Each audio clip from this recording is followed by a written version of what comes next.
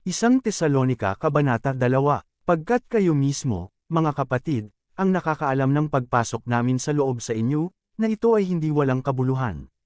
Ngunit maging pagkatapos na nagtiis kami noong una, at nakakahiyang tinarato, gaya ng nalalaman ninyo, sa Filipos, ay matapang kaming nasa Diyos namin na salitain sa inyo ang mabuting balita ng Diyos ng may lubhang pagtatalo.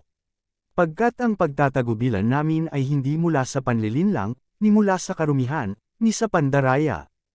Kundi gaya ng pinahintulutan kami ng Diyos upang mapagkatiwalaan ng mabuting balita, maging sa gayon ay nagsasalita kami, hindi gaya ng nagbibigay lugod sa mga tao, kundi sa Diyos, na siyang sumusubok sa mga puso namin.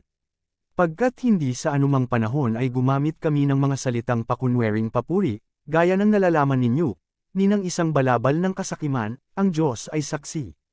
Ni naghanap man kami ng kaluwalhatian mula sa mga tao, ni mula sa inyo, ni mula sa mga iba pa man, noong kami ay maaaring maging pabigat, gaya ng mga apostol ni Kristo. Kundi kami ay naging malumanay sa gitna ninyo, maging gaya ng isang sisiwal na kumakandili sa mga anak niya. Kaya samantalang magiliw na naghahangad sa inyo, iniibig naming maibahagi sa inyo, hindi lamang ang mabuting balita ng Diyos, kundi maging ang sarili naming mga kaluluwa, dahil kayo ay mahal sa amin. Pagkat naaalala ninyo, mga kapatid, ang pagpapagal at pagdaramdam namin, dahil sa pagpapagal gabi at araw, dahil hindi namin nais na maging pasanin sa kaninuman sa inyo, na ipinang-aral namin sa inyo ang mabuting balita ng Diyos. Kayo ay mga saksi, at ang Diyos din naman, kung gaano kabanal at kaganap at di mapipintasan naming inasal ang sarili namin sa gitna ninyong nananalig. Gaya ng nalalaman ninyo kung paano namin tinagubilinan at inaliw at inatasan ang bawat isa sa inyo, gaya ng ginagawa ng isang ama sa mga anak niya.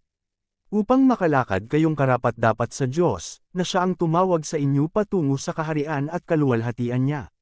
Sa dahilang ito rin naman ay nagpapasalamat kami sa Diyos ng walang tigil, dahil, nang tinanggap ninyo ang salita ng Diyos na narinig ninyo mula sa amin, ay tinanggap ninyo ito hindi gaya ng salita ng mga tao, kundi gaya ng ito ay sa katotohanan, ang salita ng Diyos, na ito ay mabisang gumagawa rin naman sa inyong nananalig. Pagkat kayo, mga kapatid, ay naging mga tagasunod ng mga simbahan ng Diyos na ang mga ito sa Judea ay na kay Kristo Jesus, pagkat kayo rin naman ay nagtiis na ng katulad ring mga bagay mula sarili ninyong mga kababayan, maging gaya naman nila mula sa mga Judeo. Na sila ang kapwa pumatay sa Panginoong Hesus, at sa sarili nilang mga propeta, at nagyusig sa amin, at hindi sila nagbibigay lugod sa Diyos, at mga salungat sa lahat ng tao. Na pinagbabawalan kaming magsalita sa mga hentil upang maligtas ang mga ito, upang mapuno ang mga kasalanan nila ng tuloy-tuloy, pagkat ang pagkapuot ay dumarating sa ibabaw nila hanggang sa sukdulan. Ngunit kami, mga kapatid, na mga nahihiwalay sa inyo sa isang maiksing panahon sa harapan, hindi sa puso, ay nagsumikap ng mas masagana pa na makita ang mukha ninyo ng may masidhing paghahangad. Kaya nga nais naming makarating sa inyo, maging akong si Paulo, minsan at muli, ngunit hinadlangan kami ng Satanas. Pagkat ano ba ang pag-asa namin, o kagalakan, o putong ng pagkakagalik? Hindi ba sa makatuwid ay kayo sa harapan ng ating Panginoong Hesus Kristo sa pagdating niya? Pagkat kayo ang aming kaluwalhatian at kagalakan.